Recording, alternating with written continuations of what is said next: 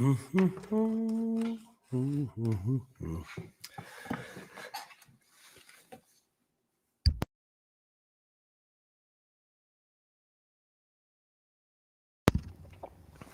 right, we got people in the house.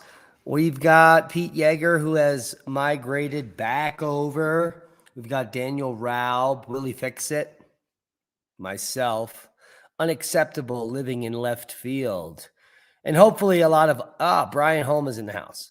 The Saxon of Riverstone. League Project has figured out what we just did. Now, we've got us set up on StreamYard for all of the channels to go live. This is pretty awesome. If the audio is spectacular, please let's mention that because we're working out the kinks here. Tell me how the audio is. And I'm just going to pause here. It'll be nothing. How's the audio, kids? Okay. Let me open this computer and we'll get it going. Sounds great. Susan H., we have a confirmation. Spock Watch. Keith Evans says it's good. Scotty New York sounds great. Amanda, well, we know who Amanda is. Big word. 5x5, Wally Tango Foxtrot. SMBE. And for that, we're going to dab for everyone. This is the wonderful device sent to me from Top Knot 4 years ago. I don't know if you guys know about this little jiggity here. It's the Evolve XL Plus. It holds about 0.5 gram of the dab material. And you can just see it there puffing out like a pass. That's pure cannabis oil. Pure medicine to soothe the soul. Now, where is Wormwood? Okay, awesome sound. Listening for vision. All right, let's get to it. So I'm going to start by sharing some screens to make it a little provocative so you can maybe manifest some questions. Who knows? Let's see what the first screen we'll share is based on, well, current events. A solar filament is headed our way. Late night, the 19th, that's Tuesday night, Wednesday morning, should affect us with a geomagnetic storm. Now, the importance of this event was to bring up the fact that there is a new paper that just came out on the fact that what we've been saying for the last over half a decade, 6 years, is that geomagnetic activity, well, it affects human health. And it affects it in a positive and a negative way. So when we get geomagnetic storms where KP gets above 5, especially when it gets above 7, 8, and 9, we have friends in the community that have stroked out. And I won't mention any names, but those that are in the know who I'm talking about. At least 2 people, very important people in our community, have had strokes directly on KP 8 and 9 days. And this was back in October a few years ago when we had the last major solar outblast from the sun. Now we're still looking for some really big X flares to bring us up to KP 9 and to worry our souls, but that's not happening. But based on all of what we've researched, and let me try to bring this up here. But first, let's go over to the chat and let's see what people are saying over in the chat before we continue. Cosmic Cultivators is in here. Welcome, Victor Debs, Kristen, R. Adams. Always good to see you. Be spooky. Never heard of you. Susan H. Welcome. Kenny Crowder.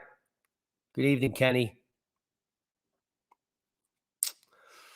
And Chase September Stevenson. I can't even believe she's here. She should be watching that really lame band she loves. Victor Debs, love you.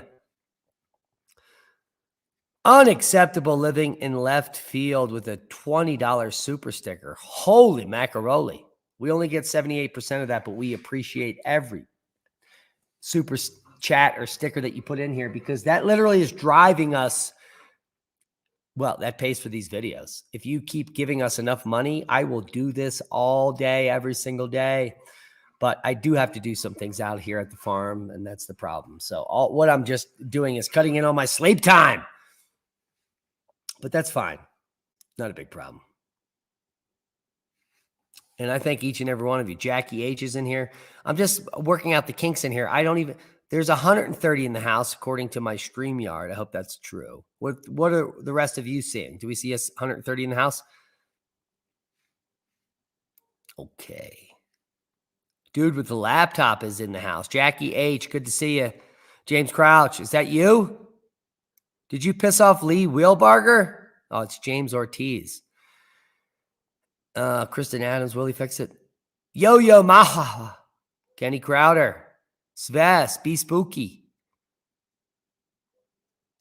Okay, everyone's seeing about the same numbers I'm seeing. So everything's good. So we're about to get to the Q&A.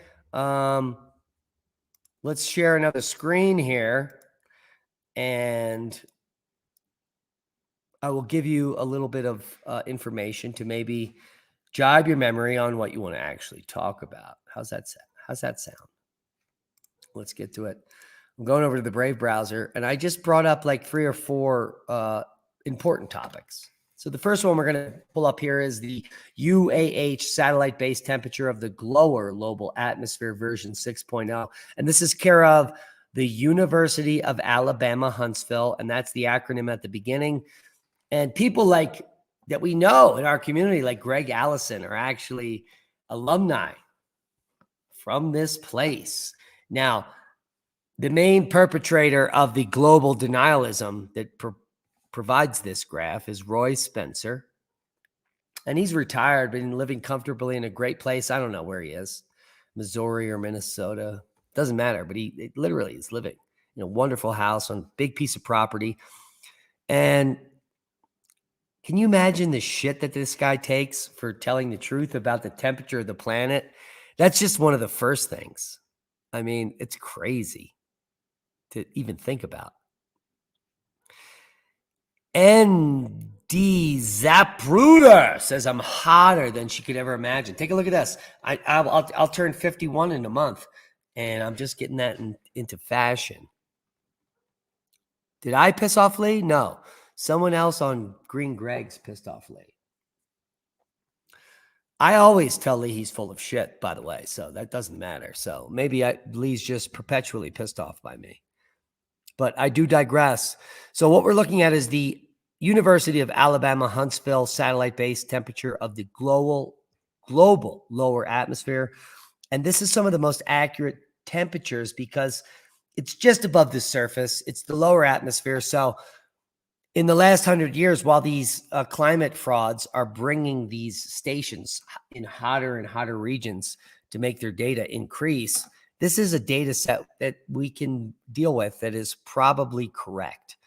And what it shows is there's basically no temperature change since the mid-90s. And there is a decrease that's been happening quite precipitously since 2016 compared to the rest of the data set. Now, this is a very long data set, but just looking at this, there's no you done it, catastrophic CO2, it's your fault anywhere in this graph. In fact, if you just had a layman that didn't know about anything about climate change or data or anything, and you just said, hey, can you look at this red line and explain to me what it does? They would say it's pretty much going up a little bit, but it mostly goes up and down in big cycles.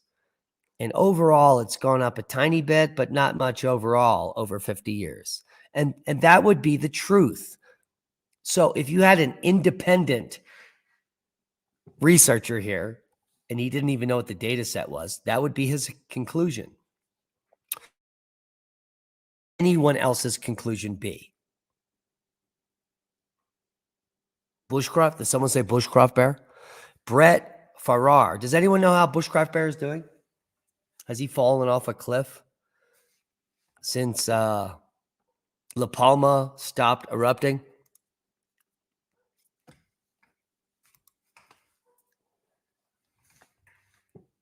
Grammy's outside, so I'm going to have to leave her in a minute. So stay tuned.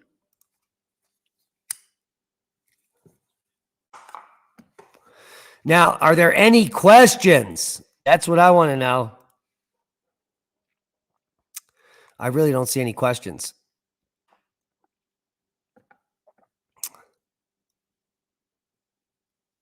Lee Wheelbarger's natural state is being pissed off.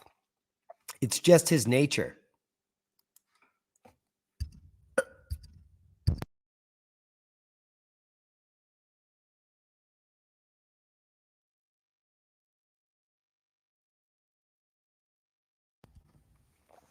Okay, I'm going to just scroll down the list here.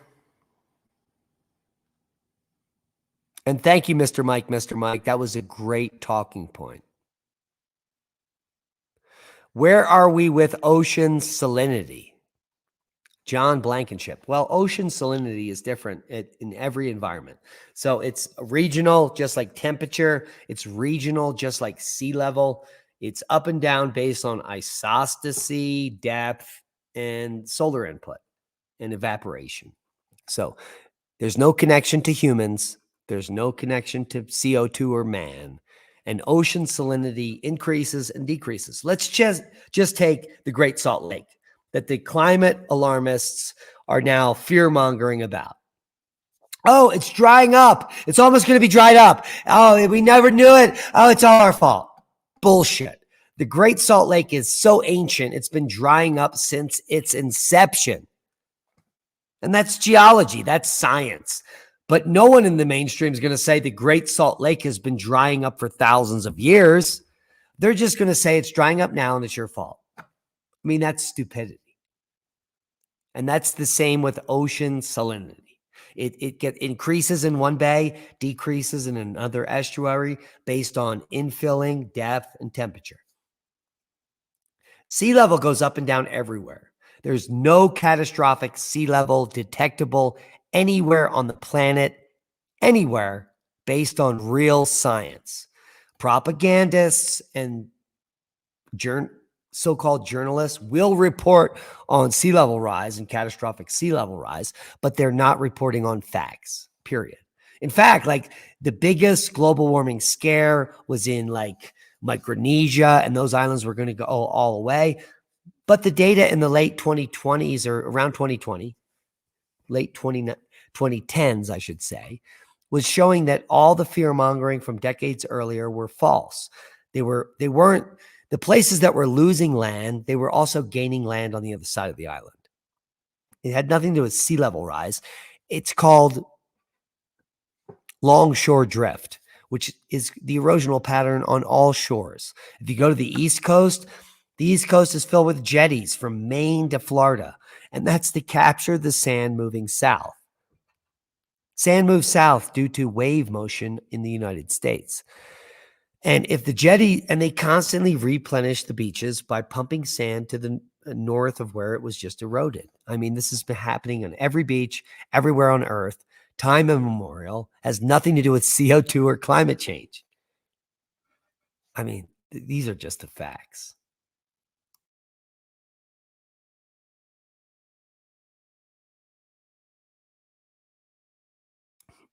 Now, Kristen Adams has an awesome question. Next question.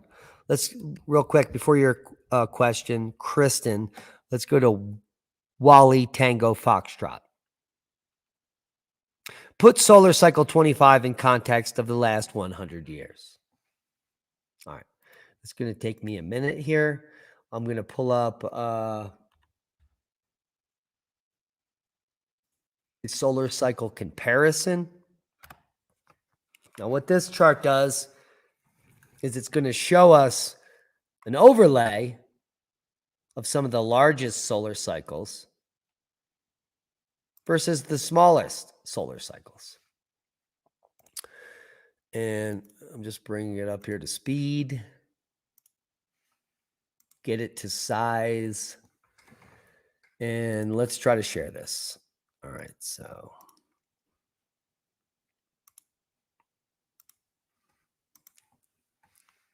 All right, the screen you're about to look at is the comparison of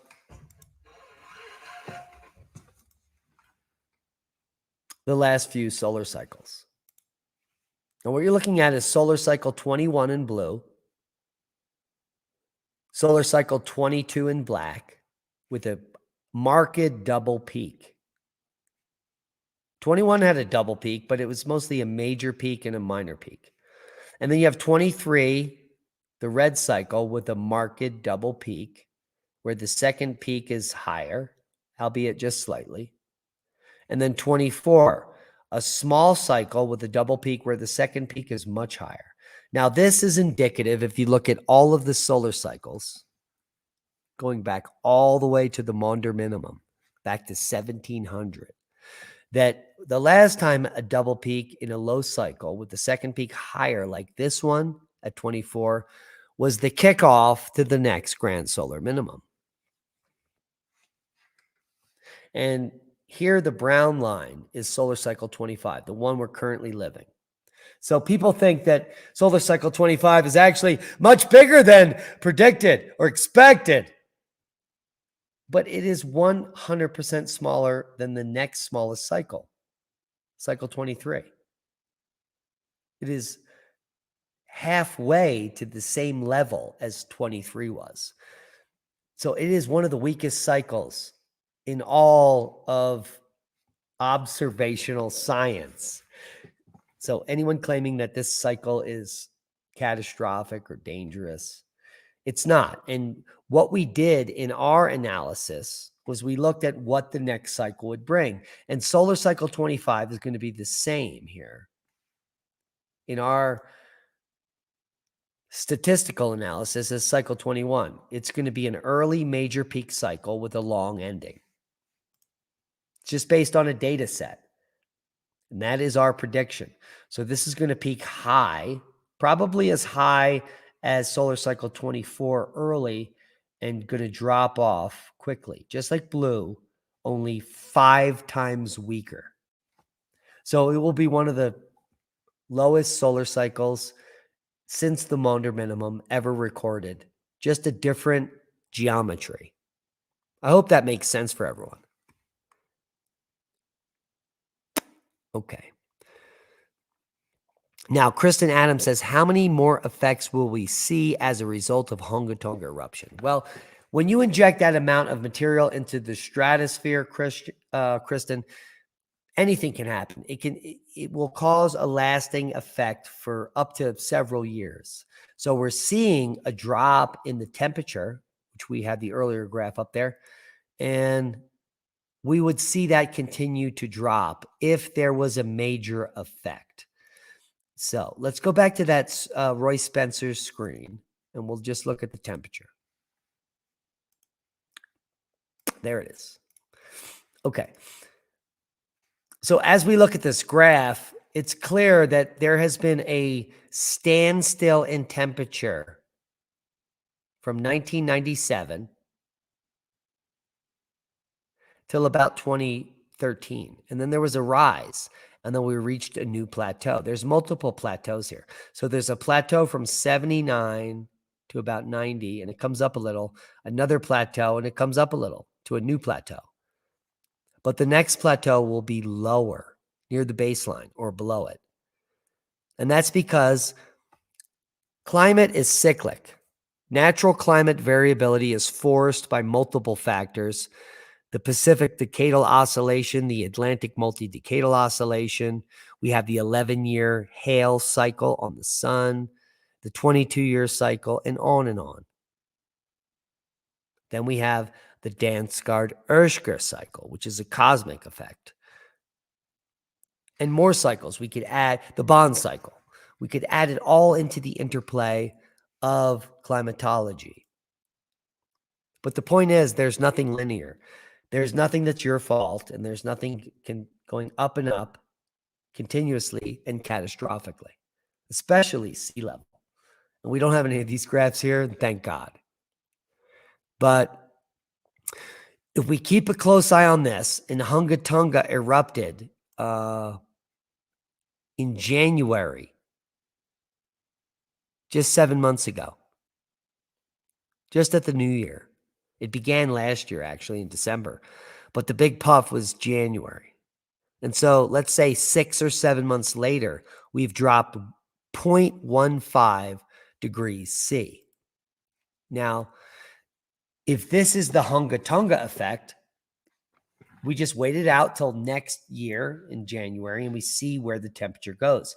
If it continues to go down below the baseline, because we've been above the baseline pretty much since 2011, we can conclude that Hunga Tonga had a specific effect on the stratosphere and it cooled the planet.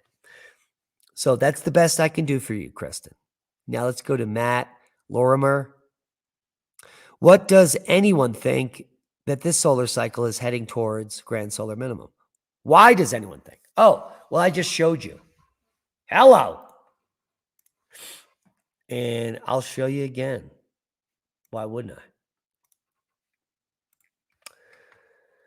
Well, the reason grand solar minimum occurs is when you get multiple solar cycles that are very weak that happen together. And the weakest solar cycle since the Dalton minimum just occurred. And that's cycle 24, the pink line here. So if we're in a grand minimum, we should see 2 or 3 more cycles at this level. And I just showed you that solar cycle 25 is at this level. It's almost 100% weaker than the cycle before 20, then cycle 23, the one before 24. It's even weaker than 21. It is 3 times weaker than solar cycle 22. So this is 25 is a very weak cycle, one of the weakest we've seen since the last grand minimum. And based on that observational science, because they don't name a grand minima until 3 or 4 cycles after it's happened. You can predict it, but no one can say it's happening until after it happened. And it's still happening, Matthew. So that's how anyone thinks that this solar cycle is heading towards grand minimum, because 24 was the beginning, the weakest cycle since the Dalton minimum, and as weak as any cycle in the Dalton minimum. So we are already in the Dalton minimum, which means we're in the minimum. And the next cycle we're now experiencing will not come close to any cycle in the last 200 years, based on where it is now. And no matter what anybody says is actually happening, I showed you the data, so they're lying, because cycle 25 is the weakest cycle since the Dalton minimum. The only weaker cycle is the one that we just had, 24. Al Gore's a whore. Okay. The Saxon of Riverstone. I just list because I had a stroke. Now, Saxon, you either had the jab or maybe your heart infarcted during a geomagnetic storm. But I do digress. I am not on mute, freak of nature. I only mute if I'm going to cough.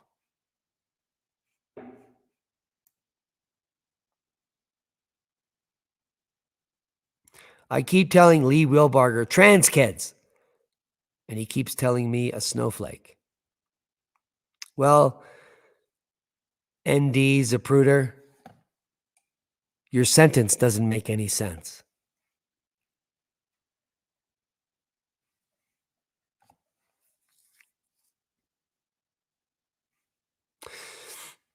Common sense, 200. Can the mantle plume under a plate produce a significant uplift on a plate? Say the Azores. Wow. I love science, and I especially love these live streams. Now, a mantle plume under a plate is the same thing as Hawaii. But common sense 200, the Azores are on a mid-ocean ridge. They are not on a plate. They are between plates. They're right on the divergence zone. This is what the mid-ocean ridge does. And the Azores are directly above the divergence. So here's my arms, Azores. So they're nowhere near a plate. They are the edge of plates. So no mantle plume. Mantle plumes can cause uplift. The Azores are not in a plate where that will occur. They're on a mid-ocean ridge where uplift is continuously happening. It's a flowing up from the center. It's a convection zone. The Azores are at the middle of that convection. So, and being at the mid-ocean ridge, you can go up and down. Up and down. And if you watched the podcast earlier on Oppenheimer Ranch Project, we showed you in the model at Seattle, on the Seattle Fault, how one section of the block will go up, the other will go down. But at a mid-ocean ridge, it mostly goes up, unless there's a global spreading. Unless Mario Buildreps is correct, and the Earth then, during this cosmic catastrophe events, when the plates are moving, the Earth is spreading, and then you'll get a down drop, and the entire Atlantis will sink hundreds, if not thousands of meters directly down.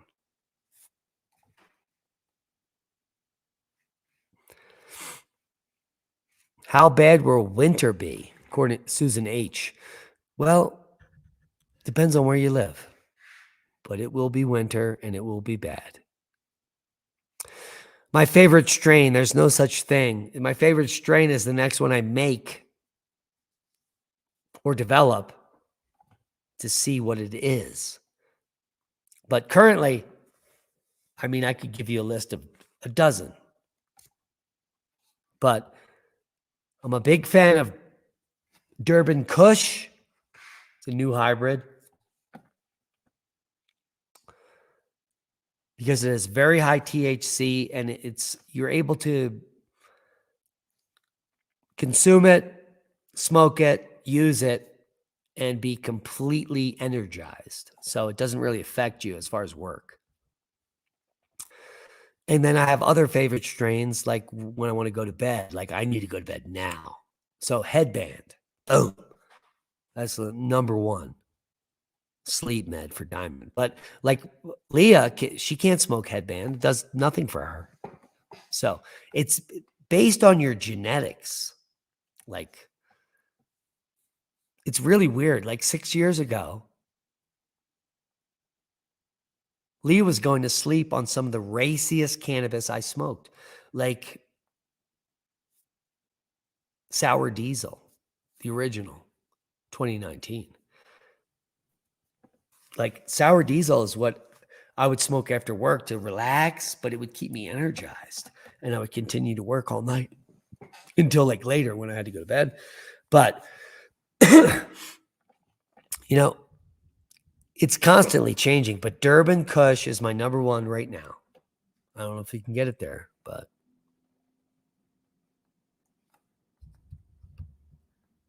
So we have no audio? Still? No.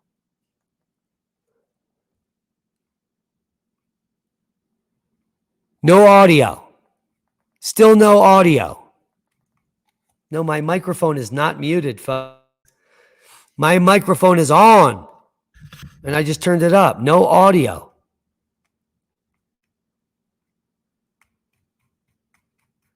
Still no audio. All right. This is fucking insane. Hello!